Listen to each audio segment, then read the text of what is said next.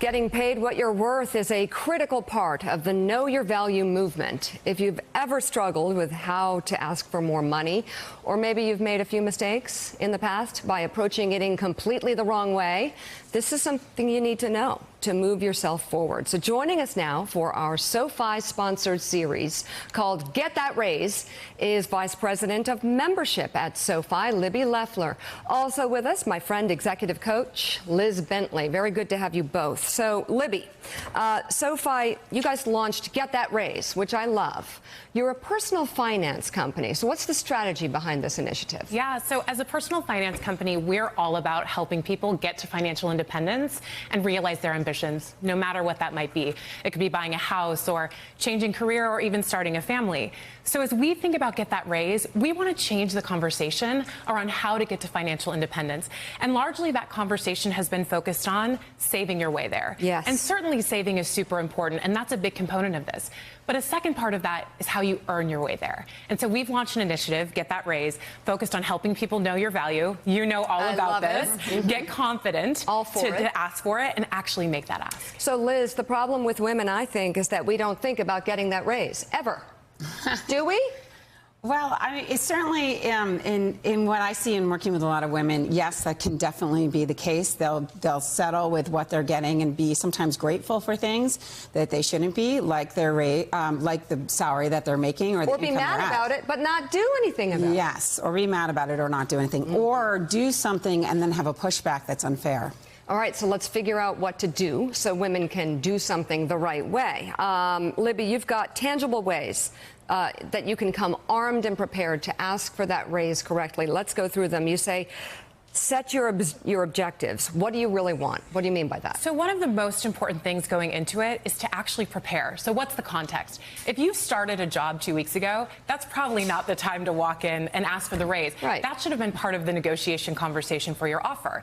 So in that context, maybe you're starting the conversation of, hey, in 6 or 8 months, what are the things I could have done that would help me be eligible for a promotion, help me be prepared for that raise conversation? You know, I know personally, I've walked into rooms before early in my career asking for a raise, and the person across the table, fortunately, to me said, great, how much are you looking for? Right. Wow. And I didn't do the research to know what the number was.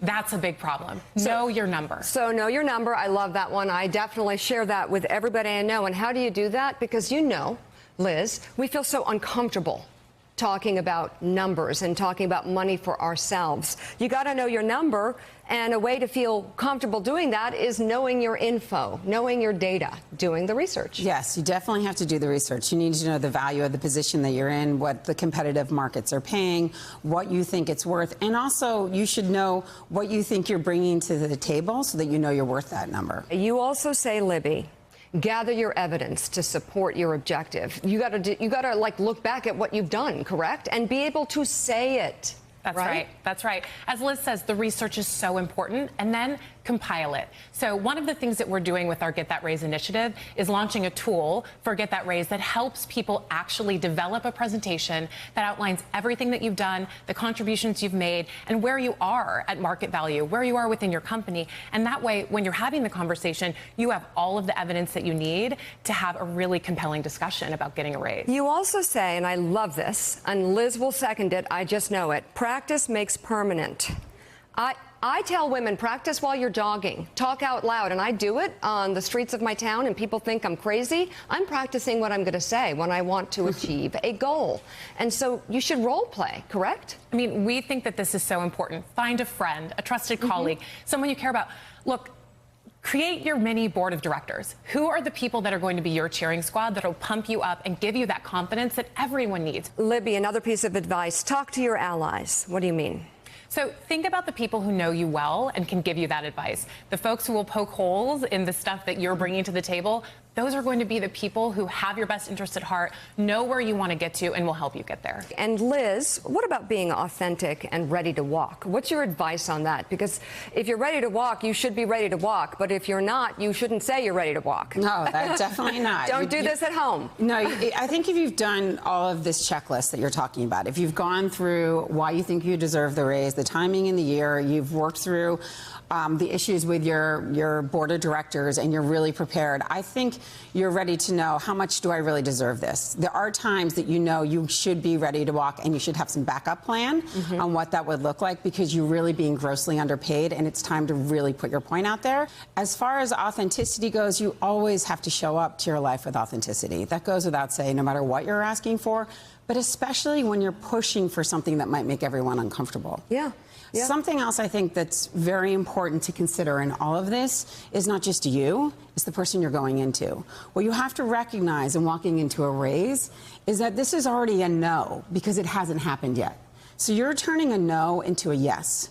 So you have to think about the mindset of who you are going to speak to and what they're thinking about before you get there. You know, we talk about this as being important to women, but it really is universal. A lot of men can benefit as well from this advice. Libby?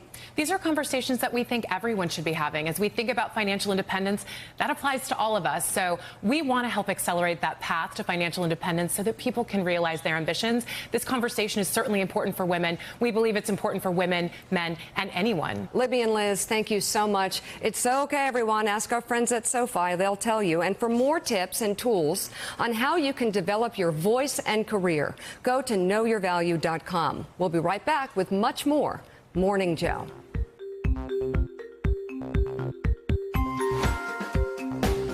Thanks for checking out MSNBC on YouTube, and make sure you subscribe to stay up to date on the day's biggest stories. And you can click on any of the videos around us to watch more from Morning Joe and MSNBC. Thanks so much for watching.